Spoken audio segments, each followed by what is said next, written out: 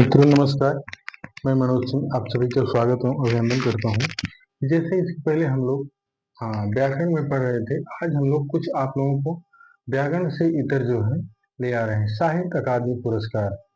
आइए आज हम लोग देखते हैं पुरस्कार। साहित्य अकादमी सबसे पहले ज्ञानपीठ पुरस्कार, उसके बाद फिर साहित्य अकादमी पुरस्कार और व्यास सम्मान, भारत भारती पुरस्कार जो मिलता है, जो साहित्यकार को दिया जाता है वो पुरस्कार हैं। तो आइए आज हम पहले जो है हाँ साहित्य अकादमी पुरस्कार को देखते हैं। सबसे पहले साहित्य अकादमी पुरस्कार। तो सबसे पहली बात यही कि साहित्य अकादमी पुरस्कार, साहित्य अकादमी पुरस्कार, पुरस्कार ये देखिए, हमने आपको बताया आज हम जो है साहित्य अकादमी पुरस्कार के बारे में पढ़ेंगे। सबसे पहले तो यही हम जाने साहित्य अकादमी पुरस्कार दिया कहा जाता है। तो भारत के साहित्यकारों को जो है जो पुरस्कार मिलता है वही साहित्य अकादमी हिंदी भाषा से संबंधित जो होता है रचनाओं पर उनको साहित्य अकादमी पुरस्कार दिया जाता है। सबसे पहले हम ये जाने कि साहित्य अकादमी पुरस्कार की शुरुआत जो है सबसे पहले कब हुई थी। तो हम इसको देखें, इसकी स्थापना की अगर बात करें साहित्य अकादमी पुरस्कार, स्थापना की बात करें, स्थापना ये हुआ था 12 मार्च 1954 ईस्वी में। 54 ईस्वी में इसकी स्थापना हुई थी, लेकिन 1955 से पुरस्कार वितरण शुरू किया गया। पुरस्कार वितरण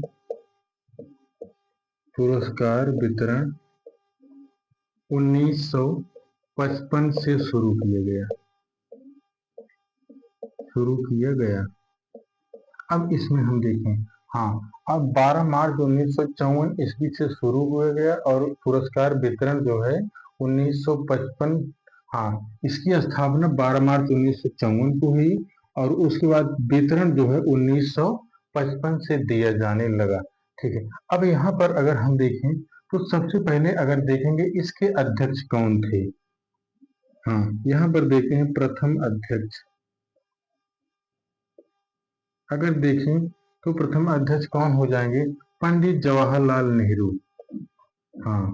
पंडित जवाहरलाल नेहरू,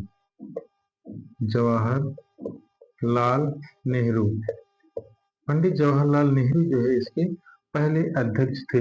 अगर आपसे पूछा जाए को इस समय, आपसे अगर पूछा जाए इस समय साहित्य अकादमी के वर्तमान अध्यक्ष कौन है, तो इस समय वर्तमान अध्यक्ष, इस समय अगर वर्तमान अध्यक्ष की बात करेंगे तो चंद्रशेखर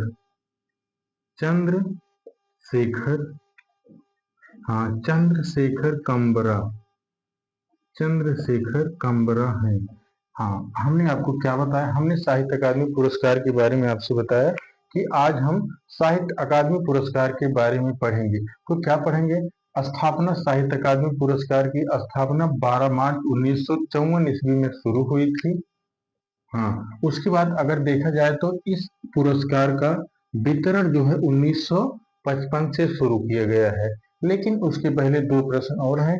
प्रथम अध्यक्ष कौन हो जाएंगे, तो पहले अध्यक्ष इसके पंडित जवाहरलाल नेहरू जी हो जाएंगे। दूसरे नंबर पर अगर हम देखें तो दूसरे नंबर पर अगर इस समय वर्तमान साहित्य अकादमी के अध्यक्ष के बारे में पूछा जाए तो चंद्रशेखर कंबरा जी हो जाएंगे।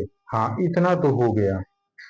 अब इतना हुआ, इसके बाद हम देखते हैं, इतना देख लीजिए। उसके बाद अब जो है पुरस्कार दिए गए, शुरुआत 12 मार्च 54 में हुई, लेकिन दिया जाना शुरू हुआ 1955 में और प्रथम अध्यक्ष जवाहरलाल नेहरू जी, उसके बाद वर्तमान अध्यक्ष चंद्रशेखर कंबरा जी हैं। ठीक है, इसके बाद हम देखते हैं, इसके बाद देखते हैं कि कितनी भाषाओं में दिया जाता है। जैसे अगर हम इसको देखें तो जो है ये दिया कहाँ जाता है, इसका मुख्यालय कहाँ है, तो मुख्यालय जो है इसका दिल्ली में है। इसका मुख्यालय कहाँ है, इसका मुख्यालय दिल्ली में है। ठीक है, अब अगर हम देखें तो इसे संविधान के अगर इसे हम देखें संविधान की 8वीं अनुसूची में, संविधान की 8वीं अनुसूची में इसका वर्णन मिलता है, 8वीं सूची में इसका वर्णन मिलता है। हाँ, अब यहाँ पर आप देखिए 8वीं अनुसूची में हिंदी भाषा से संबंधित जो है 8वीं अनुसूची में है। तो यहाँ हम देखते हैं, यहाँ संविधान में 22 भाषाओं पर, संविधान में 22 भाषाओं पर दिया जाता था, भाषाओं पर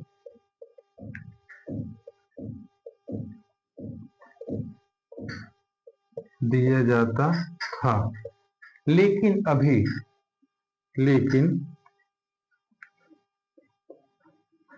लेकिन दो भाषा और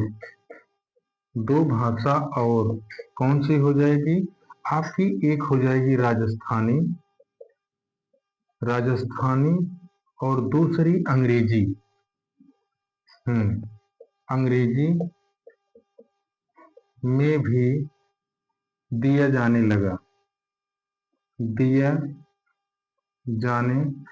लगा। हाँ, अब कुल मिलाकर कितनी भाषाओं में दिया जाता है? तो 24 भाषाओं में दिया जाता है। अब कुल मिलाकर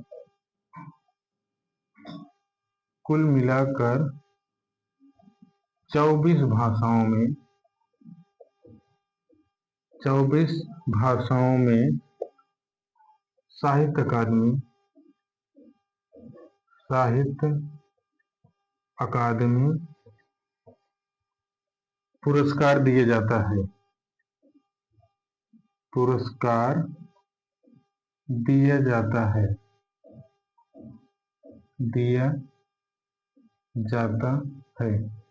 ठीक है मित्रों, आइए अब हम देखते हैं कि इसका मुख्यालय कहाँ है। इसका मुख्यालय दिल्ली है और सबसे पहले इसे अध्यक्ष रहे पंडित जवाहरलाल नेहरू। हाँ, संविधान की 8वीं अनुसूची में इसका वर्णन मिलता है। संविधान में 22 भाषाओं में ये पुरस्कार दिया जाता था, लेकिन 2 भाषा और, एक राजस्थानी और दूसरा अंग्रेजी में 2 और बढ़ा दिया गया है।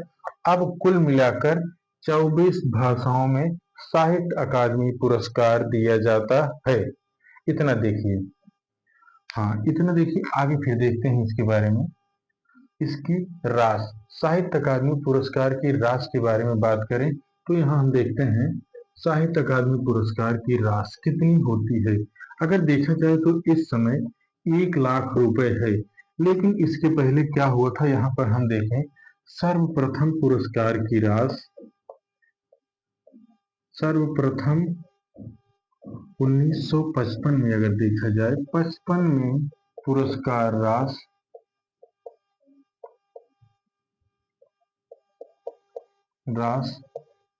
5,000 रुपए था।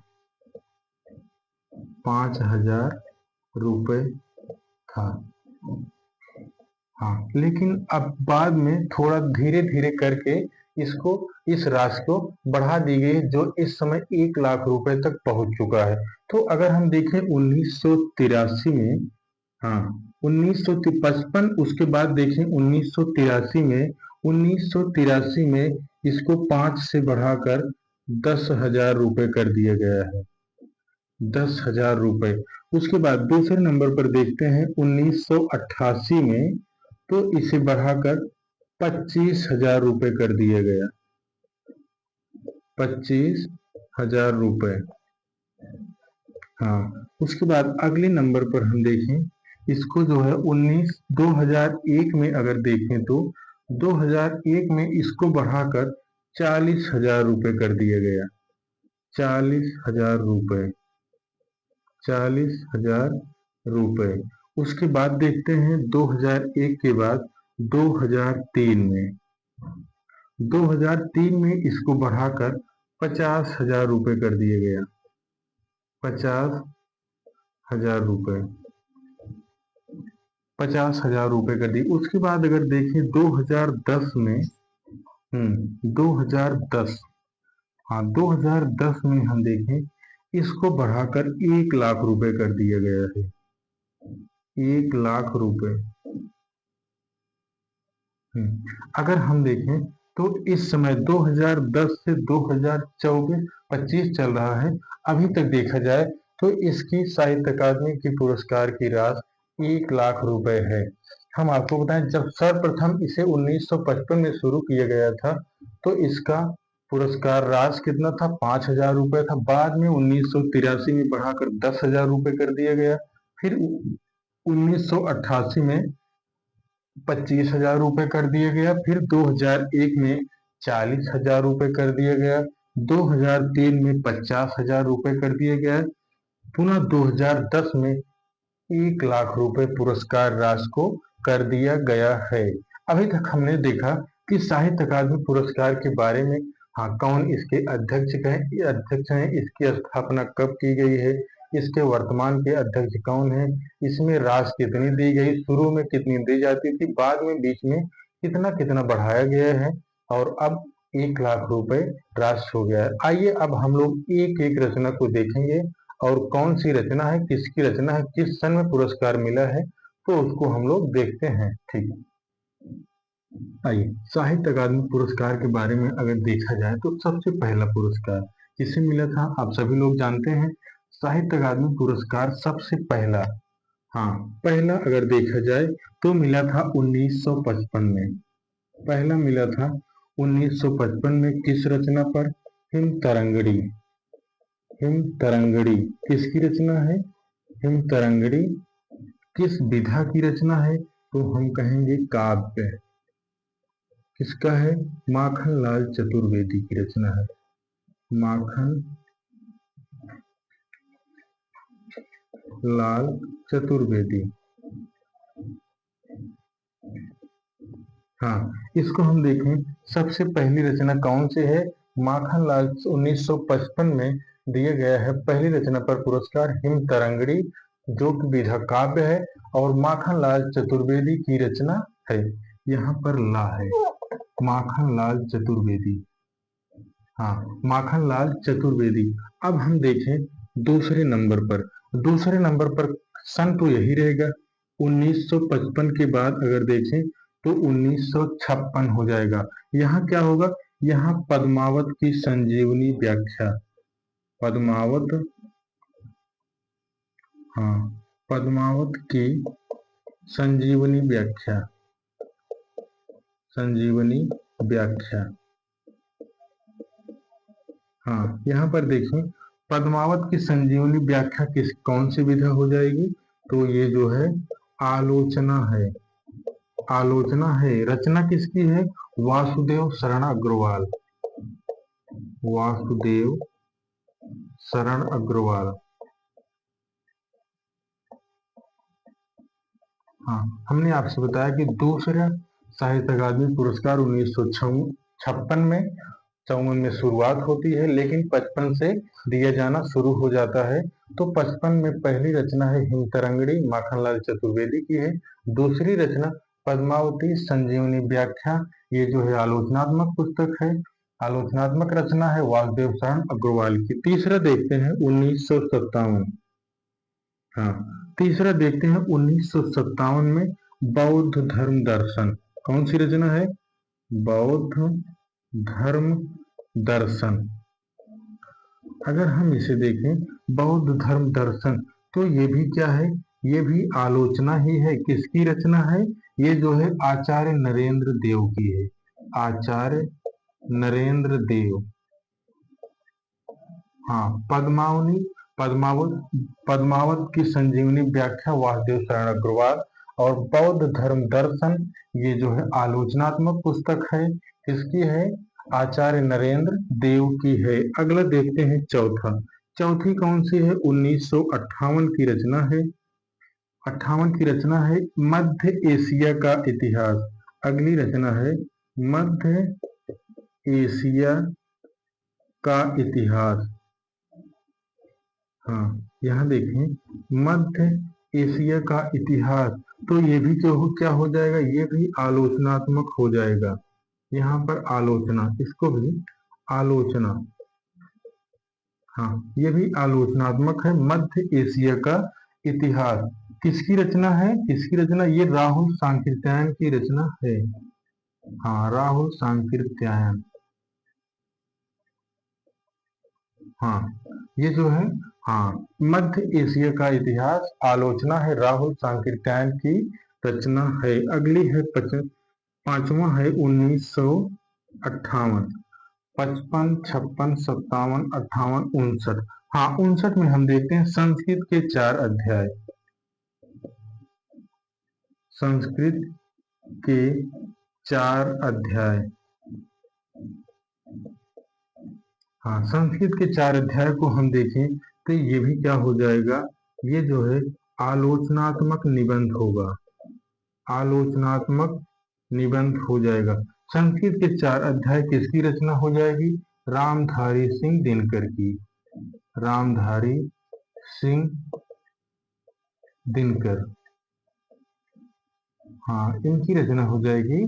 क्या हो जाएगी? संस्कृत के 4 अध्याय जो कि आलोचनात्मक निबंध है, रामधारी सिंह दिनकर की रचना है। अगला देखते हैं छठे नंबर पर। छठे नंबर पर 1960। 1960 में अगर हम देखें तो कला और बूढ़ा चाँद। कला और बूढ़ा चाँद। कला और बूढ़ा चाँद कौन सी कृति है? तो ये काव्य है। किसकी रचना है? किसकी रचना है? सुमित्रा नंदन पंत की।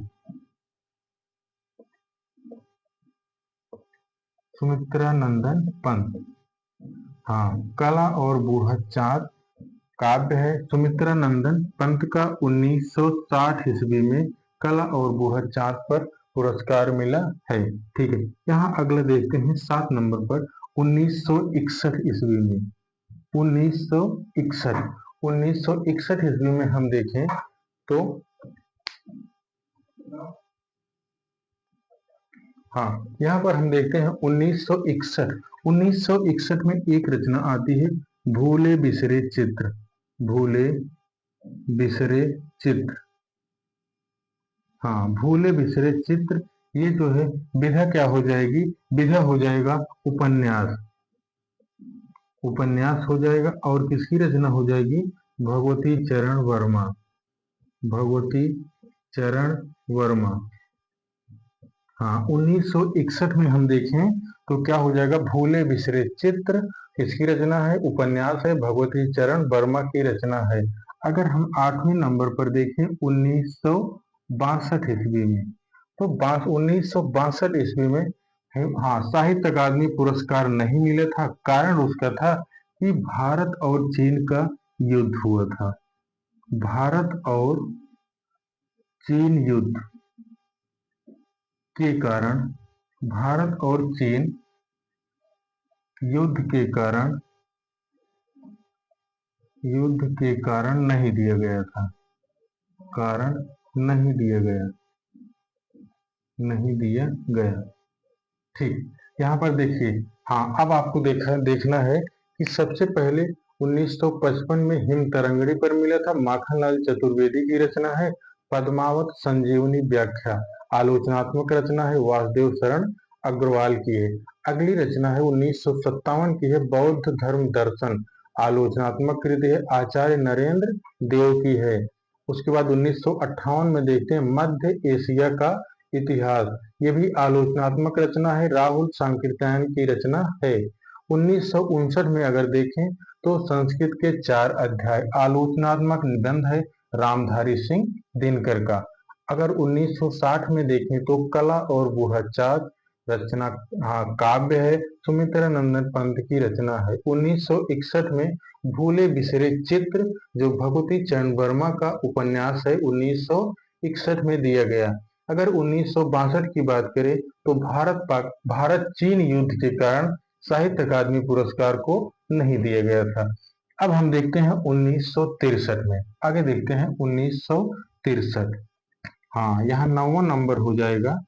1963 से हम लोग देखते हैं। हाँ, अगर आपसे पूछा जाए कि साहित्य अकादमी पुरस्कार किस वर्ष नहीं दिया गया था, तो 1962 में नहीं दिया गया था, भारत और चीन के युद्ध होने के कारण जो है नहीं दिया गया था। ठीक है, नौवां देखें, नौवां हो जाएगा 1963 ईस्वी। यहाँ देखें 1963 ईस्वी में कौन सी रचना हो जाएगी? कलम का सिपाही। 1963 में कलम का सिपाही। कलम का सिपाही। अगर विधा इसकी हम देखें तो क्या हो जाएगा? विधा है जीवनी। विधा है जीवनी और रचना किसकी है? अमृत राय की रचना है, मुंशी प्रेमचंद के जीवन पर आधारित है। तो 1963। अब देखें 1964। 1964 में अगर हम देखें तो 1964 में आंगन के पार द्वार। आंगन के पार द्वार। अगर इसकी विधा हम देखें, आंगन के पार द्वार की विधा देखें तो काव्य। क्या हो जाएगा? आंगन के पार द्वार काव्य है। किसका है? सच्चिदानंद हीरानंद वात्स्यायन अज्ञेय का हो जाएगा आंगन के पार द्वार। ठीक, इसके बाद 11वें नंबर पर हम देखते हैं 1965 ईस्वी में। 1965 ईस्वी में एक रचना आती है रस सिद्धांत। 1965 में कौन सी रचना है? रस सिद्धांत।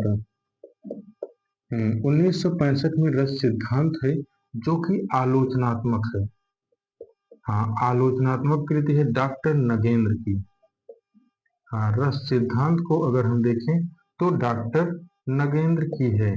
डॉक्टर नगेंद्र की रचना है रस सिद्धांत, जिसे 1965 ईस्वी में पुरस्कार मिला था। अब देखें 1966। 1966 में आपको मिला था मुक्तिबोध। आपकी रचना है मुक्तिबोध। हाँ, 1966 में मिला था मुक्तिबोध।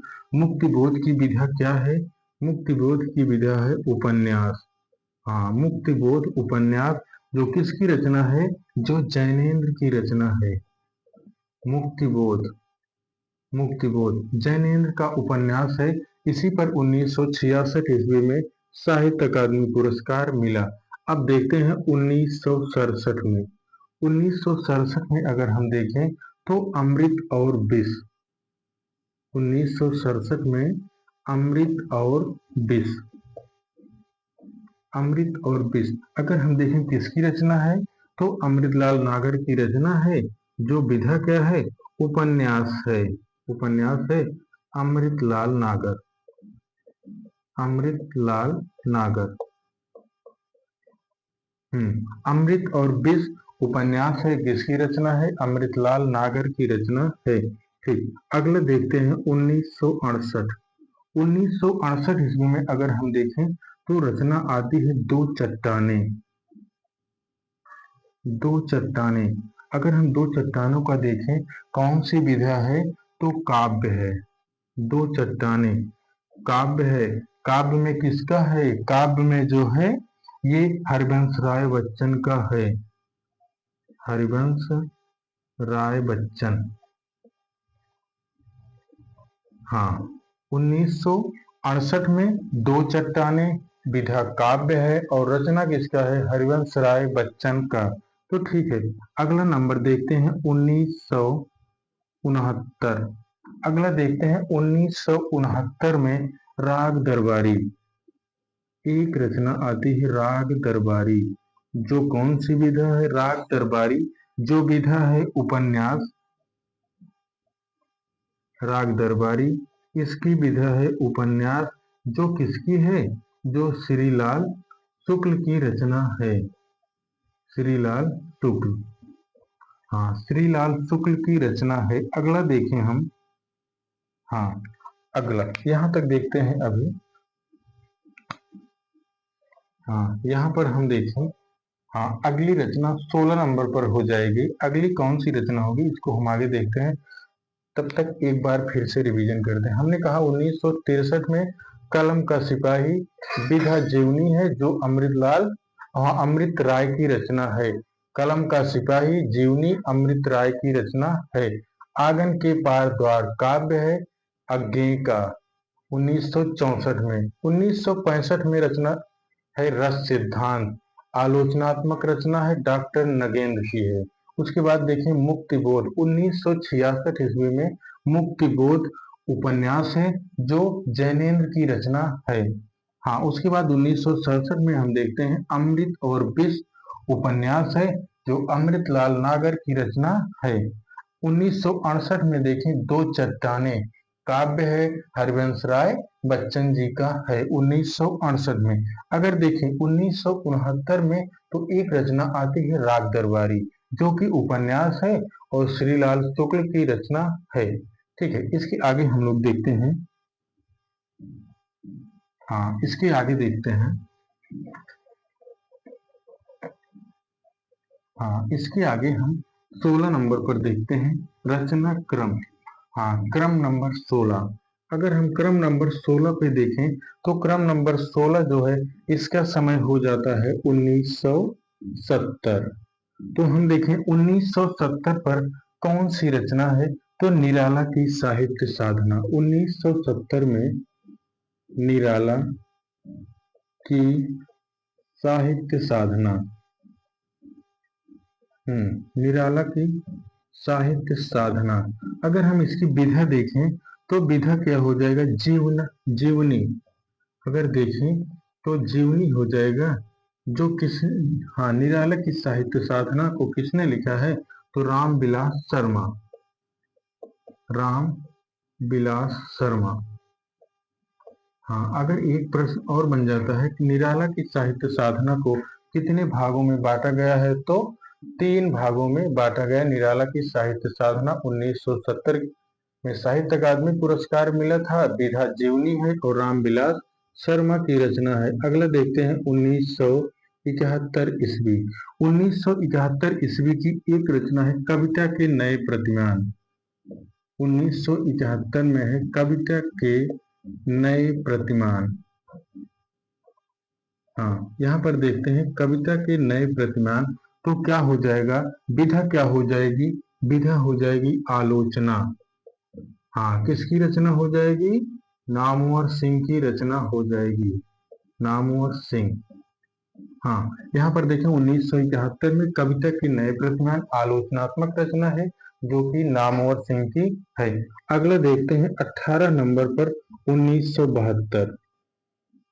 1972 में अगर हम देखें तो रचना आती है बुनी हुई रस्सी। बुनी हुई रस्सी।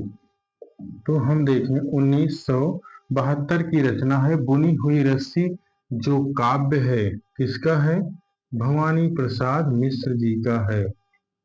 भवानी प्रसाद मिश्र। हाँ, अगर हम देखें आपसे बताएं तो 1972 की रचना है, कौन सी है 72 की रचना, बुनी हुई रस्सी जो काव्य है, किसका काव्य है, भवानी प्रसाद मिश्र का है। अगला अगला देखते हैं 1973। हाँ, 1973 में एक रचना आती है आलोक पर्व। कौन सी रचना है, आलोक पर्व। अगर हम आलोक पर्व के बारे में बात करें तो ये निबंध हो जाएगा। निबंध है, किसका निबंध है, हजारी प्रसाद द्विवेदी जी का है निबंध। निबंध किसका है, हजारी प्रसाद द्विवेदी जी। हजारी प्रसाद द्विवेदी। हम आपको बताएं 1973 में आलोक पर्व निबंध है जो हजारी प्रसाद द्विवेदी जी का है। अब देखते हैं 1974 ईस्वी। 1974 ईस्वी में एक रचना आती है मिट्टी की बारात। मिट्टी की बारात। हाँ, यहाँ हम देखें मिट्टी की बारात तो विधा क्या हो जाएगा, विधा काव्य हो जाएगा और शिव मंगल सिंह सुमन। शिव मंगल सिंह, इन्हीं को सुमन भी कहा जाता है। ठीक है, शिव मंगल सिंह सुमन। यहाँ पर देखें 21 नंबर पर 1975।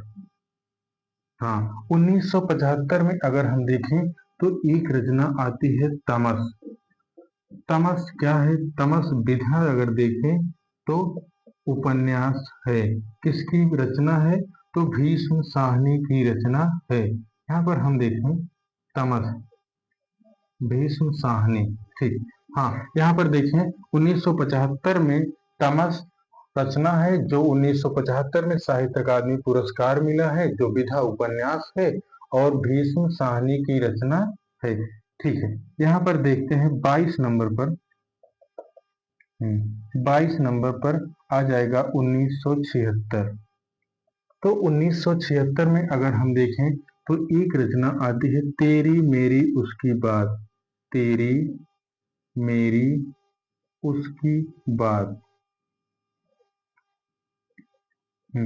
तेरी मेरी उसकी बात जो है, ये भी कौन सी विधा है? ये भी उपन्यास हो जाएगा। रचना किसकी हो जाएगी? यशपाल। हाँ, तेरी मेरी उसकी बात, ये जो है उपन्यास हो जाएगा। ठीक है, आगे अब देखते हैं, एक बार रिवीजन करते हैं। 1970 ईस्वी में निराला की साहित्य साधना, जो रामविलास शर्मा जी द्वारा जीवनी लिखी जाती है निराला जी के जीवन पर। दूसरी है 1971 में कविता के नए प्रतिमान, आलोचनात्मक रचना है जो नामवर सिंह की रचना है। 1972 में देखें तो बुनी हुई रस्सी काव्य है, भवानी प्रसाद मिश्र की रचना है। अगला देखें 1973। 1973 में हम देखें आलोक पर्व। आलोक पर्व क्या है, कौन सी विधा है? निबंध है, हजारी प्रसाद द्विवेदी। हाँ, यहाँ पर अगर देखें तो हजारी प्रसाद द्विवेदी जी हैं।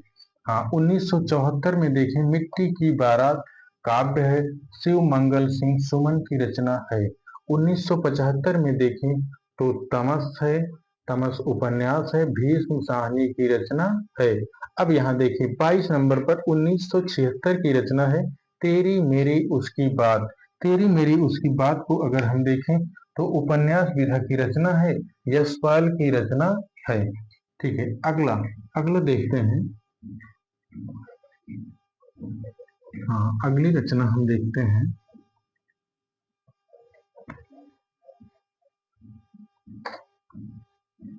हाँ, अगली रचना हम देखते हैं 23 नंबर पर। 23 नंबर पर देखें तो 23 नंबर पर अगर देखें तो 1977 की रचना हो जाती है। 1977 की कौन सी रचना है? चूका भी नहीं हूं मैं। चूका भी नहीं हूं मैं। चूका भी नहीं हूं मैं, ये हो जाएगा आपका काव्य हो जाएगा। चूका भी नहीं हूं मैं काव्य हो जाएगा। और किसकी रचना हो जाएगी? शमशेर बहादुर सिंह। शमशेर बहादुर सिंह। हाँ, यहाँ पर देखें अगली रचना है 1977 की, जो कि 1977 की रचना है, चूका भी नहीं हूं मैं, काव्य है शमशेर बहादुर सिंह का। अगली रचना देखते हैं 1978 की, उतना बस सूरज हूं। उतना बस सूरज हूं। हाँ, उतना बस सूरज हूं, ये जो है काव्य हो जाएगा भारत भूषण अग्रवाल का। अगर देखें काव्य तो भारत भूषण अग्रवाल। भारत भूषण अग्रवाल। हाँ, उसके बाद अगला देखते हैं 25 नंबर हम देखते हैं 1979 हो जाएगा। तो 1979 में कल सुनना मुझे। 1979 में कल सुनना मुझे, ये भी क्या हो जाएगा? विधा क्या हो जाएगी? कल सुनना मुझे। तो कल सुनना मुझे काव्य हो जाएगा, जो किसकी रचना है? धूमिल। धूमिल की रचना है। धूमिल की कौन सी रचना है? कल सुनना मुझे। हाँ, अगला देखते हैं 1980 में। 1980 में अगर हम देखें तो जिंदगी नामा। 1980 में अगर हम देखें जिंदगी नामा। जिंदगी नामा किसकी रचना हो? हाँ, विधा अगर देखें तो उपन्यास हो जाएगा। और किसका हो जाएगा? कृष्णा सोक्ति। कृष्णा सोक्ति। अगला देखते हैं 27 नंबर पर 1981 ईस्वी में। 1981 ईस्वी की रचना अगर हम देखें, ताप के ताए, ताप के ताए हुए दिन। यहाँ आपको बताएं कि रचना क्या है, ताप के ताए हुए दिन। ये क्या है, ये आपका काव्य है। ताप के ताए हुए दिन काव्य किसका है, त्रिलोचन शास्त्री। त्रिलोचन शास्त्री, हाँ त्रिलोचन शास्त्री की रचना है। ठीक है, अगला देखते हैं 1982। हाँ देखें 1982 में विकलांग श्रद्धा का दौर। विकलांग श्रद्धा का दौर, विकलांग श्रद्धा का दौर। अगर यहाँ देखें इसकी विधा क्या हो जाएगी, तो विधा ये जो है व्यंग्यात्मक निबंध हो जाएगा। व्यंग्य निबंध, हाँ व्यंग्यात्मक निबंध हो जाएगा, जो कि इसकी रचना हो जाएगी हरिशंकर परसाई का। हरिशंकर, हरिशंकर परसाई की रचना हो जाएगी। हरिशंकर परसाई की रचना हो जाएगी। ठीक है, अगला देखते हैं 29 नंबर पर 1983। अगर हम देखें 1983 की रचना खूंटियों पर टंगे लोग। खूंटियों, हाँ खूंटियों पर टंगे लोग। हाँ अगर हम देखें खूंटियों पर टंगे लोग, तो काव्य हो जाएगा। किसका काव्य होगा, खूंटियों पर टंगे लोग, तो जो है सर्वेश्वर दयाल सक्सेना का। सर्वेश्वर दयाल सक्सेना, सक्सेना। ठीक है, एक बार हम रिपीट करते हैं 1977 में चूका भी नहीं हूं मैं, काव्य शमशेर बहादुर सिंह का है। 1978 में उतना बस सूरज हूँ, काव्य भारत भूषण अग्रवाल का। 1979 में कल सुनना मुझे, काव्य है सुदामा पांडे धूमिल। 1980 में जिंदगी नामा उपन्यास है कृष्णा सोबती का। 1981 में अगर देखें ताप के ताए हुए दिन, काव्य होगा त्रिलोचन शास्त्री का। 1982 में अगर देखें विकलांग श्रद्धा का दौर, तो क्या हो जाएगा, विकलांग श्रद्धा का दौर व्यंग्यात्मक निबंध है हरिशंकर परसाई का। खूंटियों पर टंगे लोग 1983 में साहित्य अकादमी पुरस्कार मिला था, काव्य है जो सर्वेश्वर दयाल सक्सेना का है। ठीक, हाँ आइए देखते हैं, हाँ अगला देखते हैं, हाँ 1984। अगर हम देखें 1984 में किस रचना पे मिला है, तो 1984 में रचना है लोग भूल गए। लोग भूल गए, हाँ 1984 में साहित्य अकादमी पुरस्कार मिला है इस रचना पर, लोग भूल गए। जो विधा क्या है, विधा काव्य है। किसकी रचना है, रघुवीर सहाय। रघुवीर सहाय, रघुवीर सहाय की रचना है। ठीक, अगला देखते हैं, अगला है 1985। 1985 में अगर हम देखें कौवे और काला पानी। कौवे और काला पानी, कौवे और काला पानी, ये क्या है, ये विधा क्या है, ये विधा कहानी है। जो किसकी है, कौवे और काला पानी किसकी कहानी है, निर्मल वर्मा की। अगर यहाँ हम देखें तो निर्मल वर्मा, निर्मल वर्मा हो जाएंगे। हाँ अगला देखें हम 1986। 1986 में अगर हम देखें तो अपूर्वा। 1986 ईस्वी में अपूर्वा रचना है, जो कि काव्य है। विधा क्या है, काव्य है, केदारनाथ अग्रवाल जी का है। केदारनाथ अग्रवाल, केदारनाथ अग्रवाल की रचना है कौन सी, अपूर्वा। अगली देखते हैं, अगली रचना है 1987। 1987 में अगर हम देखें तो एक रचना आती है मगध। मगध भी क्या है, मगध भी काव्य है।